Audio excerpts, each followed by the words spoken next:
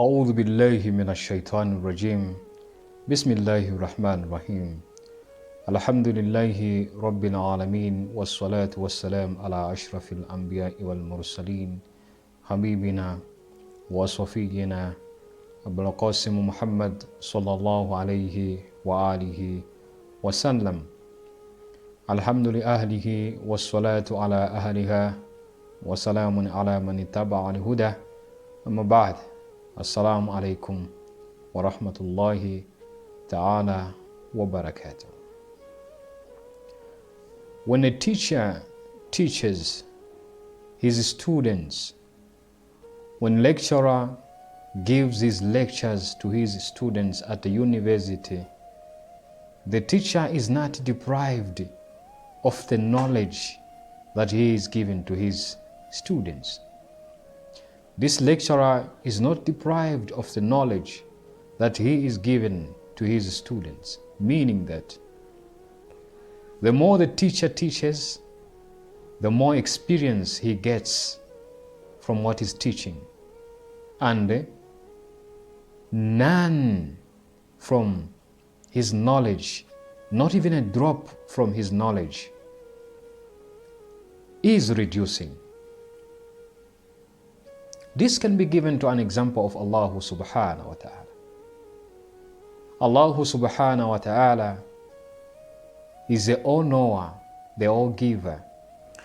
Allah subhanahu wa ta'ala, He contains the utmost perfection, that everything is under His supervision and everything begins from Him. So we cannot give this example of a teacher comparing it to Allah subhanahu wa ta'ala. Why? Because all the perfection of this that we see that is created is under the supervision of Allah subhanahu wa ta'ala. Allah is responsible for each and everything. So it is not just enough to compare this physical example to Allah subhanahu wa ta'ala. Why? Because even the teacher himself is deprived of something which Allah subhanahu wa ta'ala has in his essence. That is what we can talk about, the attributes of essence of Allah subhanahu wa ta'ala. Something that is within Allah subhanahu wa ta'ala. What we mean here? We mean that Allah subhanahu wa ta'ala, His knowledge is within His essence. And this opens the door for us to talk about the attributes of essence of Allah subhanahu wa ta'ala. The Quran, Surah An-Nur, verse number 35, Allah says that, Na'udhu billahi minash shaitanir rajim, Bismillahir Rahmanir Rahim. Allahu nuru samawati wal ardh. Allah is the light of the heavens and of the earth. This means that everything, every created being is the manifestation of Allah subhanahu wa ta'ala, and all that is within this physical realm belongs to Allah subhanahu wa ta'ala. Why? He is the light of the heavens and the earth. Philosophy and theology has divided the attributes of Allah subhanahu wa ta'ala into two groups. The first group is the attributes of the essence, or attributes of essence of Allah subhanahu wa ta'ala. The second group is the attributes of action of Allah subhanahu wa ta'ala. The attributes of essence of Allah subhanahu wa ta'ala, these are the attributes that we can say they are supreme, that are associated to the ontological perfection of Allah subhanahu wa ta'ala. For example, we can say an example of life. Allah is life. Another one is the example that we can say knowledge. Allah is more knowledgeable. And the other one is power. These are the attributes of essence of Allah subhanahu wa ta'ala, meaning that life, knowledge, and power, these are the things that are into the essence of Allah subhanahu wa ta'ala, and at any moment Allah is not deprived of these attributes. And Allah subhanahu wa ta'ala, the more He gives knowledge to His creatures, does not mean that Allah is short of something from the knowledge that He gives. For example, if He sends the prophets, like the way He sent Prophet Nabi Adam alayhi salam up to the last Prophet Muhammad sallallahu alayhi wa alihi wasallam, the beloved Prophet Muhammad sallallahu alayhi wa sallam was given the words through Angel Jibrail. From the message that he was given through Angel Jibrail does not mean that the words which were spoken or the recitations that are in the Quran to Angel Jibrail to the Prophet, Allah is deprived of any knowledge of it. No, Allah is the all-knower. Allah is the more knowledgeable. Another example is the example of life that we talked about here. Allah gives life to every living thing. The more He gives life, Allah subhanahu wa ta'ala, He is not deprived of any life on His side. Why? This attribute of life is in His essence. Allah subhanahu wa ta'ala gives power, is a powerful, is a all-powerful.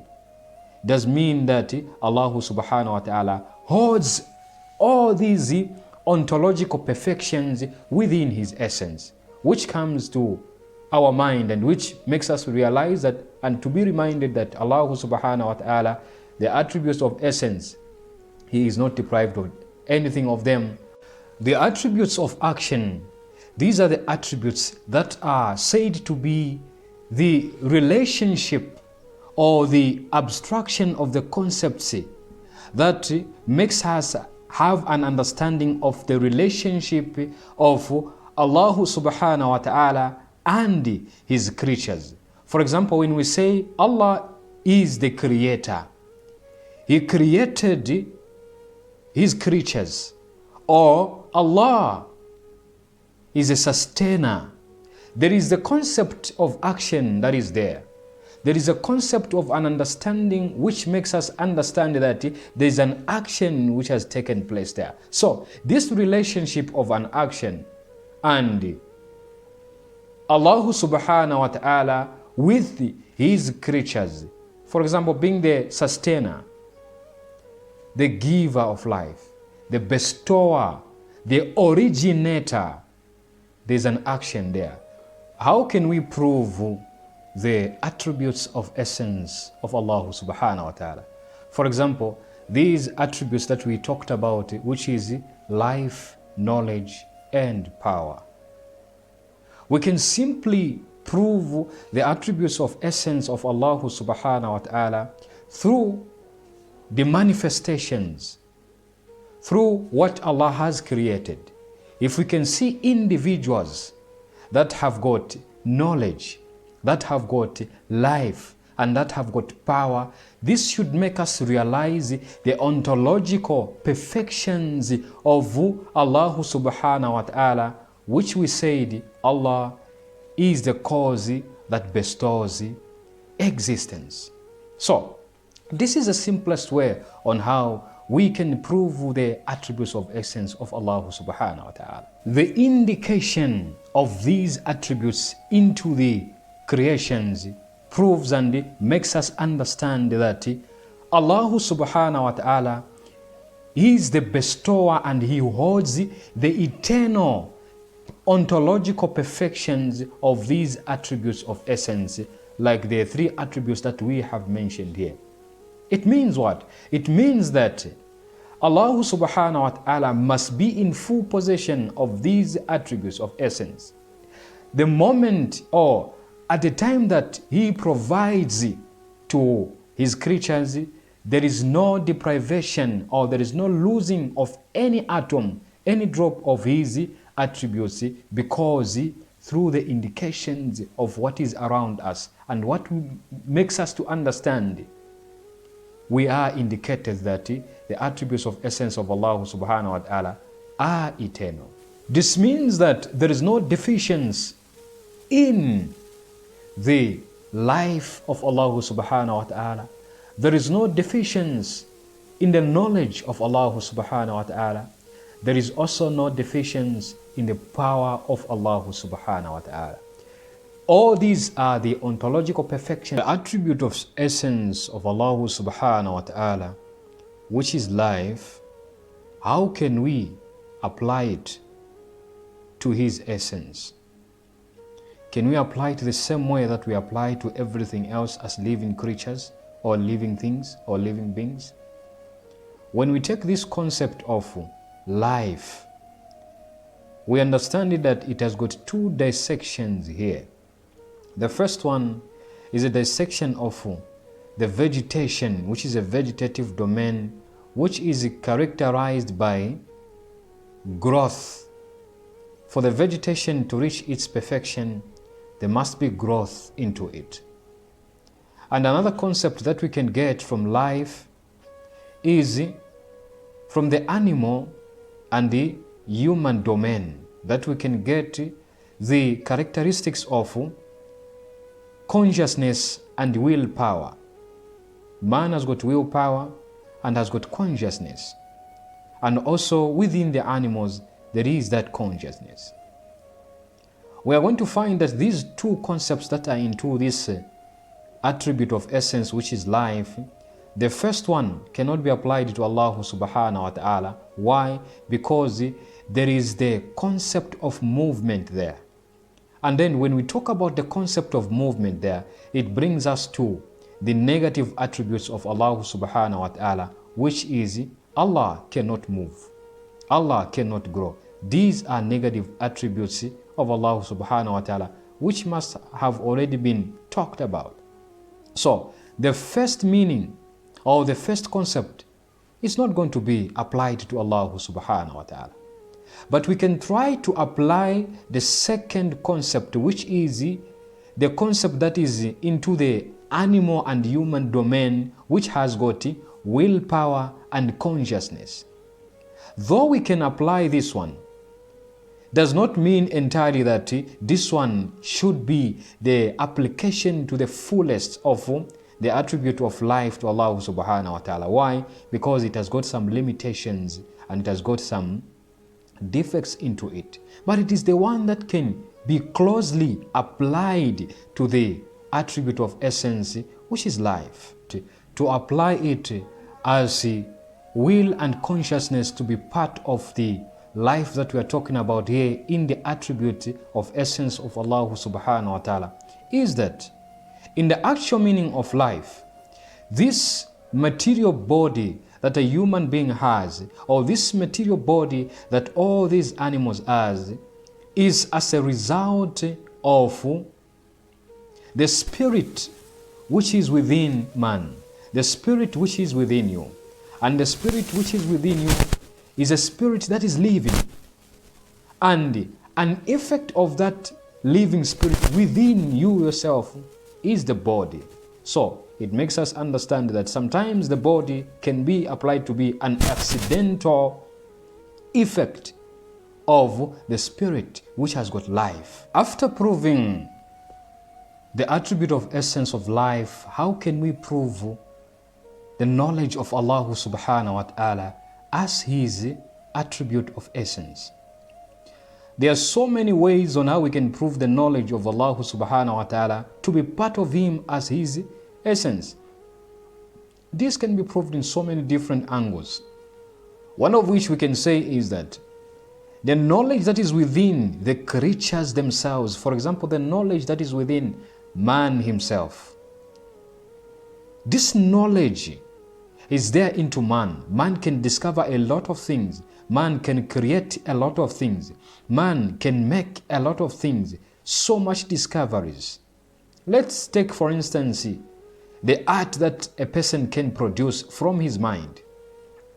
This art can be beautiful, which might even be one of the most expensive arts that has been written in the life of man.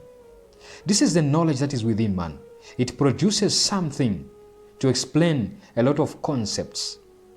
But now then, the knowledge that is within man to produce this beautiful art and this very much expensive art is so much little meaning that the knowledge of man is limited as compared to the knowledge of Allah subhanahu wa ta'ala. Why? Because we have explained and we talked about the ontological perfections of all these things that are within the material world. This they explain the ontological perfections of Allah subhanahu wa ta'ala. So, the knowledge of man is limited as compared to the knowledge of Allah subhanahu wa ta'ala. Why? Because it's above the corporeality and the physical and the material world.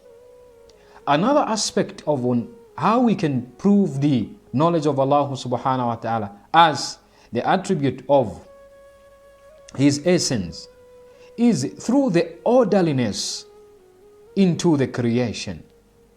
There is order in the creation that we are in.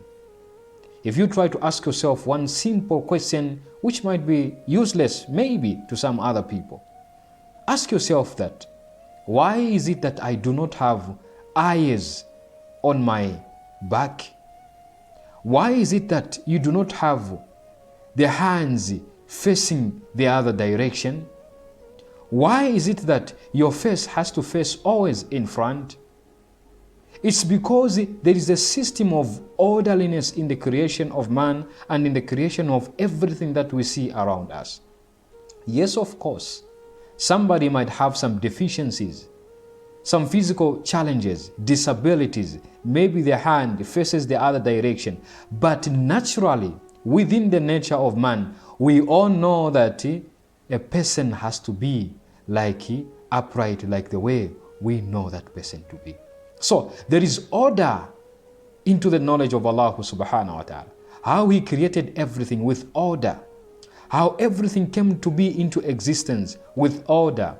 This makes you realize how knowledgeable and how unlimited is the knowledge of Allah subhanahu wa ta'ala, which is an attribute of His essence. It is part of Allah subhanahu wa ta'ala.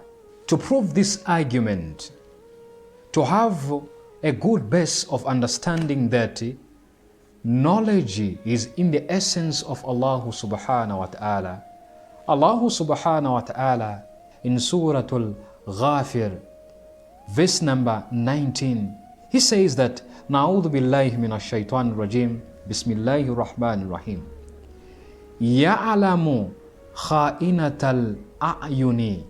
He knows the treacherous things that are within the eyes. And He knows everything that is within, that is hidden into their breasts. This proves that Allah subhanahu wa ta'ala is the all-knower, and the attribute of knowledge, which is His essence, it is in Allah subhanahu wa ta'ala, and can never be compared to any kind of and any form of knowledge that is within this material and physical with the corporeality of this world. When an individual, as an agent, with the help of the intention and the free will, performs an action, this means that he has got the ability to perform an action, the free will being the voluntary agent together with the intention. This means that there is an origination of this action to be performed. That is the free will and the intention. That is what we can say, the ability to make an action. This is power. This is known as power. But this power is of an individual with this physical understanding. But with Allah subhanahu wa ta'ala as the necessary existence, it means that the power and the ability of Allah subhanahu wa ta'ala must be in comparison with the level of perfection of Allah subhanahu wa ta'ala, the ontological perfection of Allah subhanahu wa ta'ala, which tells us that if the power of this individual is infinite in its perfection, then it will say that the idea and an action that is going to be made out of that is going to be an infinite for this individual. And the only infinite perfection that we have ontologically is Allah subhanahu wa ta'ala. Why? Because Allah subhanahu wa ta'ala is the cause that bestows existence, and therefore His power is infinite. The power of Allah subhanahu wa ta'ala is of that level. With all this to be kept in mind, with all this to be known with us, Muhammad Taqi Misbah Yazdi points which should be kept in mind about power and about the power of Allah subhanahu wa ta'ala, which will differentiate the power of an individual and the power of Allah subhanahu wa ta'ala. He says that, number one, an action that comes under the surveillance of power must have the possibility of actualization.